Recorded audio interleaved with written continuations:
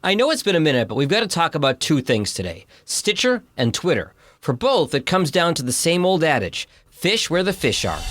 And now, a look at what's trending in the podcast world and how it can help your show. It's the Jag Show Podcast. Stitcher, one of the original podcast listening apps, has decided to shut down. Now, for hardcore fans of the app, there's definitely going to be a who moved my cheese moment as they go elsewhere, likely to Apple, Spotify, or YouTube. Bottom line, those three places are where the vast majority of podcast consumption via app is happening. Apps like Stitcher, iHeart, Pandora, and others generally account for 2% or less of all total listening.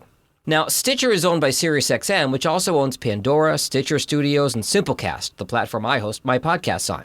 The company's going to focus on the SiriusXM umbrella, largely on the production side. I doubt Stitcher users will go to the Sirius app to stream, but it will be an option. What does all this mean for you as a podcaster, though? Well, it doesn't hurt to be on all the apps. The holy trinity still remains Apple, Spotify, and YouTube. And yes, you can put your audio-only podcast up on YouTube. The other big news as of late involves the world's richest man and troll-in-chief, Elon Musk, who's trying to rebrand Twitter as X. I don't know why he's throwing away the branding of one of the world's most important communications platforms. Remember, when you're rich, you're not crazy, you're mercurial.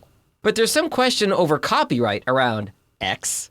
Does Microsoft own it from Xbox? Do Facebook, Meta, Instagram, and Zuckerberg own it? And speaking of the latter, great move by Zuckerberg and company to let everyone on Instagram enroll in Threads with just 2 clicks.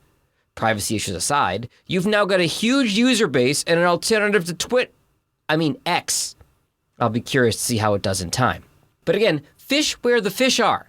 Where is your audience going online? Do they skew older, more on Facebook? Is it a more professional set who are on LinkedIn? Do they tweet? Do they thread? Do they do it all for the gram? Now, your podcast metrics are not going to tell you this. How do you find out? Ask them. As a quick listener survey via Google Forms, it's easy to set up. And if you need to provide some motivation, like a $50 Amazon gift card, that information you're going to get is well worth the investment. Link it in your show notes and promote it in your podcast. Later. The most popular ways to grow a podcast are recommendations of friends and family. So share this episode with someone you know. And for any questions you have about podcasts, find Jag online at jagindetroit.com.